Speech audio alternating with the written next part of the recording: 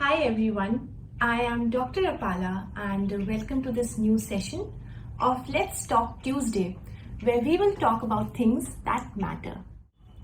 So today we will discuss about something that has been really close to my heart, and the thing is that what to do when you're feeling low.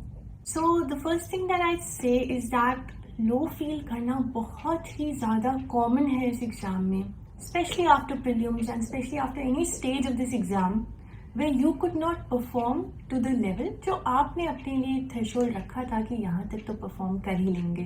The same thing happened with me when I could not clear my prelims. And that was, I think, a major roadblock for me because I got so demotivated. इतना ज़्यादा low feel करने लग गई थी मैं that I thought there was no happiness in life.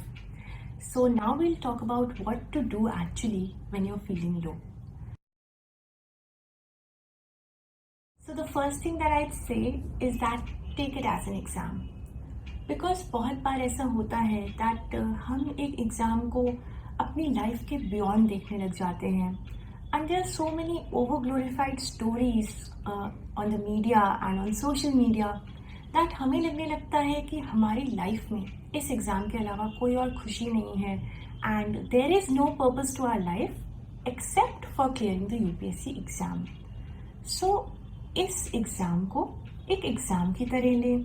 आपकी life में बहुत सारी चीज़ें हैं, एक ब्रॉड होराइजन से अपनी लाइफ देखें और डेफिनेटली इन ट्रैप्स में ना पड़ें जो ट्रैप्स एक ओवर ग्लोरीफाइड स्टोरीज के द्वारा क्रिएट किए जाते हैं जिससे हमें एक रिलेटिव डिप्रिवेशन होने लगता है अपने बारे में और हमें लगने लगता है कि maybe we are failures.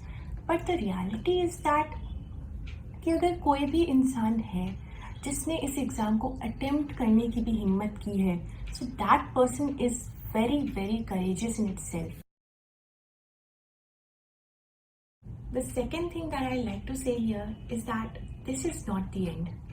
बहुत बार ऐसा होता है कि लाइफ में हमें लगता है कि एंड आ चुका है एंड वी स्टार्ट क्विटिंग. तो लेकिन कई बार ऐसा भी होता है कि वो एंड एक्चुअल में एक बिगिनिंग होता है. तो आप खुद से अपनी लाइफ के एंड्स मत डिसाइड करें. जैसे जैसे लाइफ आती है take it as it is because life is unpredictable and progress is never a straight line. तो अप्स एंड डाउन्स डेफिनेटली सबका हिस्सा है, लेकिन डाउन्स आने का मतलब ये नहीं है that life has come to an end because it is not over until it is over and it is never over.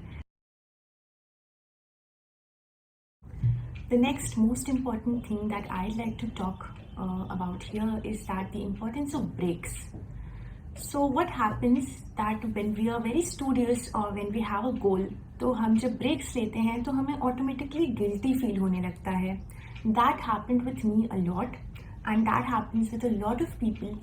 But the thing is that ऐसे गिल्टी फील करने से it ends up taking a toll on your mental health and आपको realise भी नहीं होगा और आपकी mental health down होती जाएगी and one day you'd start feeling कि मुझे कुछ समझ नहीं आ रहा है, मुझे कुछ याद नहीं हो रहा है and feeling so low and still उसके बाद भी आपको लगेगा कि ब्रेक नहीं लेना है. That is a wrong attitude and I change my attitude. I was someone who would never take breaks but I change it. I started going on breaks with my mother. So I think breaks are very important. They keep you mentally healthy.